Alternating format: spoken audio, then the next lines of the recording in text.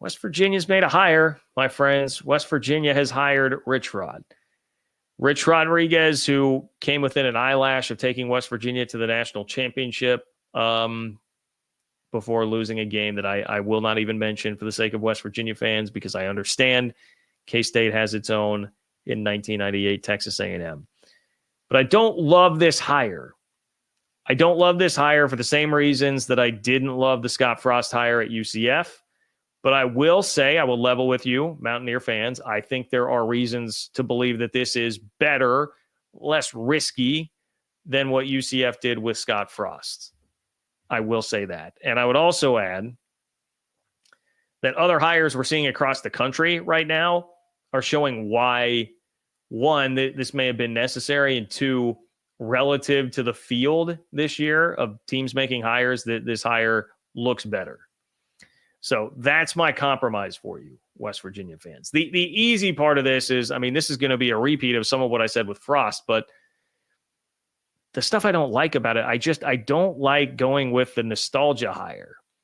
I don't like the nostalgia hire because I think it can very easily cloud your judgment on things that would be red flags, things that would be things that you remember with rose-colored glasses that aren't actually as rosy as you remember them. That can happen with some memories. Things get warped. It's been a really long time since 2007. It's been a long time since even Neil Brown was hired, and West Virginia has been unranked the entire tenure there. So that makes you start longing for the good old days.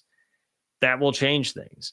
There's also the fact that just the sport has evolved and changed quite a bit. So if you are thinking about, one, like how much the game has changed since 2007 that Rich Rod's been there, that's one thing. But even if, how long has it been since he had the Arizona job when he was coaching at the Power 4 level? Like NIL, totally different monster. There's way more things that you have to manage there. He's been at Jacksonville State, yes, but that's not the Power 4 level, and you're not dealing with the same complications that you're going to deal with at the Power 4 level. I just think a lot of times with these nostalgia hires, it's like trying to put toothpaste back into a tube. You can't put the toothpaste back into the tube and then close the cap and bam, it's 2007 again. You just can't do that. And I say that as I fully get it. I was talking to my buddy Mountaineer Paul. You should subscribe to his channel, Locked On West Virginia. But I was talking to him about this, and he was kind of like, man, I thought maybe you would understand because you're a K-State guy, and you covered the team. You lived through Bill Snyder 2.0. I was like, that is a fair point from you. I think Bill Snyder is a unicorn, and I would not suggest trying to replicate that. And I was vehemently against that hire when it happened. I was. K-State Collegian article to prove it. You used to be able to still find it on the internet. The Collegian must have changed how they archive things. So I could not find it anymore. The comment section was hilarious. People just crushing me for not liking that Bill Snyder hire back in 2009. Here's the difference, though, between this and Scott Frost. Like, this is why I like this one more than I do Frost, even though I have my doubts. One, at the Power 4 level, like, Scott Frost only has disaster on his resume as a head coach. He was 10-26 in the Big Ten. He was 10-26 in the Big Ten. Rich Rod had a great run, first of all, at West Virginia, 60-26. He had 3 straight 10-win seasons. And then even beyond that, right, he flames out at Michigan. They only let him go 3 years instead of Frost getting, 5? Was it 5 or 6 at Nebraska? Probably too many. After he gets canned at Michigan, he resurfaces at Arizona. And at Arizona, he was 500 or better in 5 of 6 seasons. He had 1 10-win season there. So, like, the guy's got 4 10-plus win seasons at the Power 4, Power 5, whatever you want to call it, power level in college football. That, to me, is something that feels like the floor is higher than from Scott Frost, where the only time we see him do it at that level, bottom completely fell out. And then Rich Rod also built something at Jacksonville State. He has done that.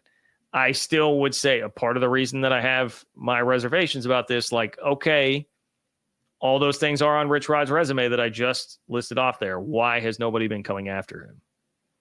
Why was nobody else really interested? Why have we not really heard his name for other big Power 4 jobs. And that's where, again, I think the nostalgia can get you with somebody who may not be coveted at that level. Either way, I think there's less risk with Rich Rod than there is with Scott Frost based on track record as a Power 4 head coach. And I will say, I understand West Virginia fans, how you build this case, right? I get it. First of all, this will be something that will be pretty easy for a lot of the fan base to really rally behind. Even if you're not on board right away and you would have preferred Andy Kotelnicki, you would have preferred whoever, the Monken thing, that was not one that I would have liked. Maybe there are some out there that really wanted to run triple option and loved the idea of that. You might have been in another camp, but when it's your guy and it's somebody that is beloved there and you've got great memories of him, it will be much easier to get on board. I just brought up my situation with Bill Snyder. I hated the hire. I crushed the hire when it happened, but I fell in line pretty quickly because the second that I was back at the spring game, I remember vividly being at that spring game that year. And as I'm there, the same old warm-up music was back. All the Van Halen and stuff that was playing, Van Halen and Queen in the Snyder heyday when I was watching them win 11 games, 6 out of 7 years. And I was back in. I'm like, man, discipline, Bill Snyder, toughness, let's go. He's walking around in a suit. Things are more organized. All right, screw it, I'm in. It's easier to get people together and like unite the fan base with that. Also, easy to do it with the NIL collective, right? Like I say collective, with your donors to back NIL here, right? Hey, this is Rich Rod. This is our guy. Like, yeah, of course he's going to get support. He's got a pretty big, he's got an alum that played under him that has a pretty big platform these days, makes quite a bit of money. I'm sure they could probably find a way to get some help from him. So you'll say, hey, he'll get the NIL support. He'll get the fan base behind him. That's going to help out here. No doubt it will. No doubt it will. It will help. Does that mean that Rich Rod is still going to be, I guess I'll put it this way. Is Pat White walking through that door? Is Steve Slayton walking through that door? I don't know. We'll find out. We'll see. The other point here, though, is the rest of the coaching carousel. I mean, my God, North Carolina just hired Bill Belichick. Like, what? Oh, the coaching hires so far this cycle, even like Purdue hired Barry Odom. Okay, that's a guy that has a very similar resume to Rich Rod. He was, and Scott Frost, maybe more similar to Scott Frost, actually, because he builds himself up into a Power 4 head coach at Mizzou. Mediocre, doesn't work out there, and then has to go back to UNLV. Now he's getting hired here at another Power 4 job at Purdue. That's not a particularly sexy candidate to me, even though UNLV was pretty good this year. North Carolina hiring Bill Belichick could not possibly be less sexy to me.